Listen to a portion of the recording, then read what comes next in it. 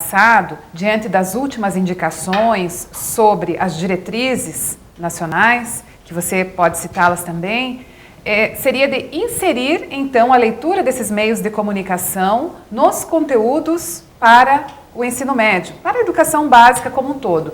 Só que o nosso profissional que está em sala de aula, que está atuando nas escolas, muitas vezes não tiveram essa formação durante a sua formação inicial, a sua formação acadêmica. Então, essa construção do conhecimento precisa ser algo bem cuidado, bem observado por esses profissionais, se gostariam, se quiserem, no caso, trabalhar com a questão da educomunicação. Que, aliás, não é uma questão nem de opção, né? Já seria uma questão de necessidade. Essa palavra é mais uma das palavras que reforça a necessidade de que o educador tenha uma hora atividade, tenha um momento de dedicação ao estudo, à pesquisa, porque não é simples a absorção do que acontece e a discussão coletiva. Até porque, vamos com a observação do Exame Nacional do Ensino Médio, que é o maior exame desse país. E é o exame que causa uma série de discussões desde 2009, quando ele foi remodelado. Dentro da situação de competências e habilidades, nós temos um universo de 120 habilidades e 30 competências. Na área de linguagens, excluindo a área de ciências humanas, de ciências da natureza, e deixando a matemática de lado, deixando a produção do texto, a redação, pensando só em linguagens. O indivíduo de linguagens, o que se prepara, o aluno que se prepara para fazer aquela prova, ele enfrentará 45 questões. E nessas 45 questões, dentro das competências ali colocadas, as 9 competências e as 30 habilidades, os meios de comunicação estão inseridos nas competências. Então o próprio Ministério da Educação já trouxe isso como diretriz. Por quê? Porque dentro de linguagens eu tenho língua estrangeira moderna, espanhol e inglês. Eu trabalho também com a arte, a educação física e, eventualmente, quando você fala em educação física em sala de aula, diz assim, educação física estará na prova. Mas como assim? Vão cobrar o quê? Técnicas de basquete, de futebol, de vôlei? Não, longe disso. Ao contrário, é a linguagem do corpo, é o aspecto nutricional, é o desenvolvimento físico, é o cuidado com a qualidade de vida nas várias faixas etárias, inclusive na melhor idade. Então, o indivíduo que se debruça sobre esse aspecto de ler os meios de comunicação e trazer isso para a sala de aula, ele precisa empregar, não é gastar, é empregar o seu tempo em estudo, em pesquisa. A anencefalia, um outro tema que pode ser pontuado. Como é importante para uma escola e para alguém que quer diálogos entre a comunicação e a educação, que ele discuta a anencefalia do ponto de vista não só do que a imprensa traz, mas que ele possa entender como isso pode ser pontuado e cobrado numa prova de vestibular através de uma produção de textos, ou como a biologia pode tratar disso, ou como a química pode tratar disso, ou como a sociologia, a filosofia historicamente. Então, esses temas permeiam-se em todo o processo educativo. Entendo que a figura do professor jamais pode ser dissociada com a do comunicador, entendendo que este profissional ele será de maior qualidade na medida em que também se oportunizar em meios para que ele pesquise mais e para que ele consiga participar com variantes, ou seja, com ideias diferentes, para que ele construa a sua própria concepção e leve para a sala de aula, porque esse processo de sala de aula, o saber fazer, é também o ter uma correspondência do aluno,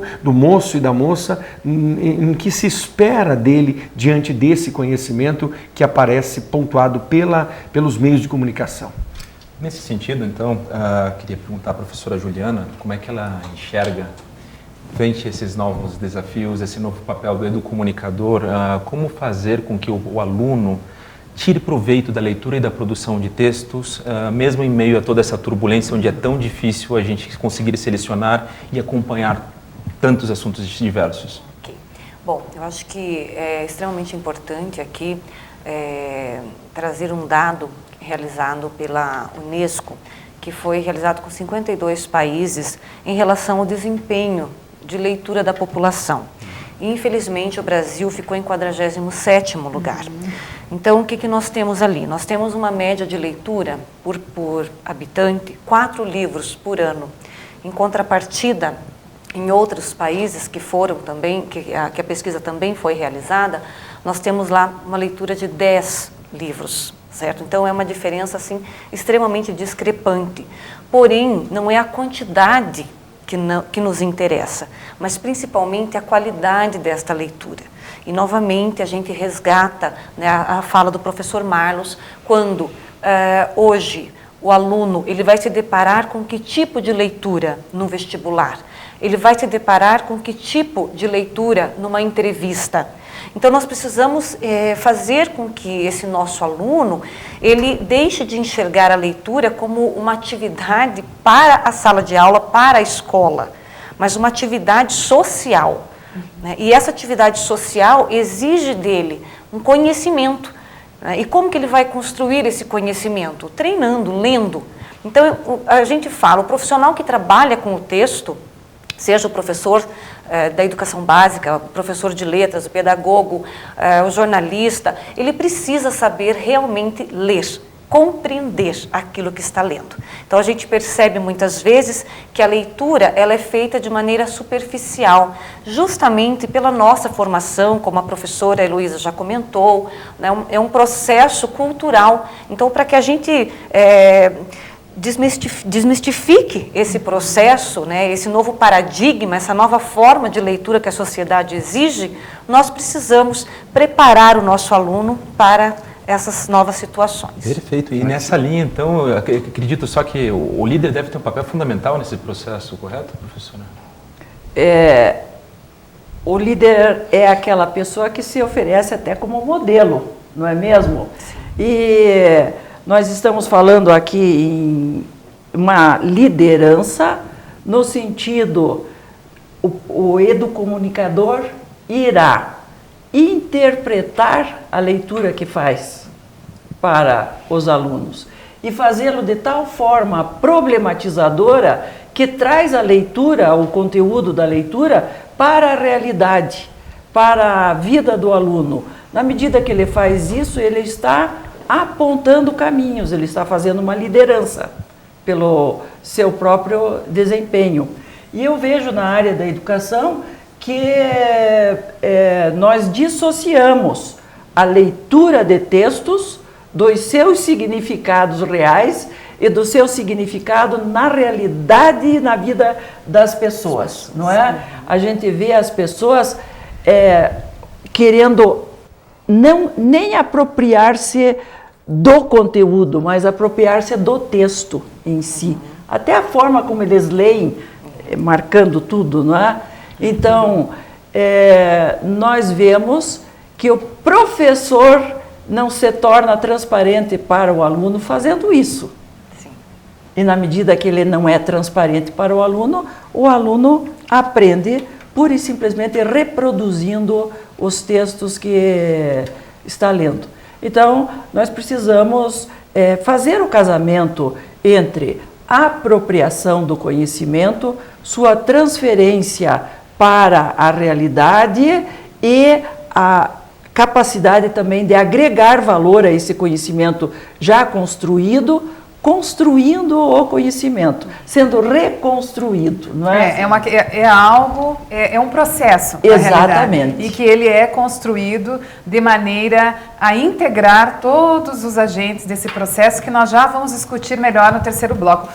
Marlos, você gostaria de fechar? Nós estamos fechando o bloco. Desculpe, justamente, apenas dentro da fala da colega Juliana, se esse elemento, se esse estudante traz essa deficiência, e Juliana aponta muito bem, ele traz a deficiência, ele consegue passar no vestibular, no concurso vestibular, por várias razões, ele sem dúvida alguma leva essa deficiência para o ensino superior. E ao levar essa deficiência para o ensino superior, ela se apresenta nas várias cadeiras em que ele estará ali desenvolvendo, e esse indivíduo sofrerá bastante no ensino superior porque ele não é um leitor, ele não tem a competência da leitura, ele não sabe ler e, consequentemente, não sabendo ler, ele verá que o ensino superior traz para ele grandes desafios, porque ele não adquiriu a capacidade de leitura, como a professora Heloísa apontou, de absorção daquilo, ele reproduzia conhecimentos, mas ele não é capaz de analisar criticamente. Por quê? Porque ele é um leitor parcial. Quando é um leitor parcial? Seria mais um reprodutor, né? Seria mais um reprodutor e também não seria um leitor de mundo, um leitor das imagens, enfim, do mundo digital. E a nossa situação problema para o terceiro bloco? Na verdade, a nossa situação problema ela vem alinhada justamente aos desafios que a gente tem apresentado no decorrer do programa. O líder em si, face aos desafios novos canais de comunicação e a nossa deficiência em termos de leitura, muitas vezes ele pode necessitar de um certo desenvolvimento dessa forma, porque a gente vê que na gestão democrática, as organizações escolares, onde se busca, de alguma forma, a participação efetiva de todas as pessoas, não apenas para o desenvolvimento de um planejamento mais a médio e longo prazo, e sim para o aproveitamento efetivo dos resultados e da leitura que nos envolve, eles ainda, de alguma forma, esse líder necessita de algum desenvolvimento. Que tipo de desenvolvimento a gente deve trabalhar com eles? Deixamos essa pergunta tanto para os nossos entrevistados quanto para o nosso telespectador e retornaremos logo após o intervalo.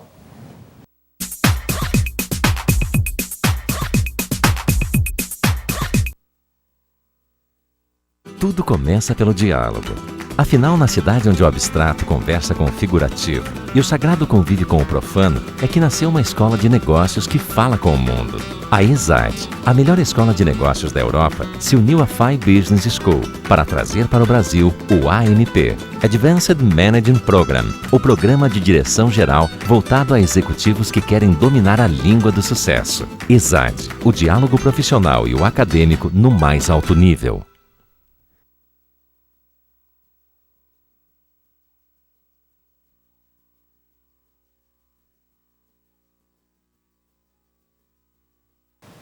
Estamos no terceiro bloco do nosso programa de hoje, a educomunicação, a leitura na gestão educacional. Nós já pontuamos a situação-problema ao final do segundo bloco, nós só vamos retomá-la para que os nossos convidados possam discorrer sobre ela.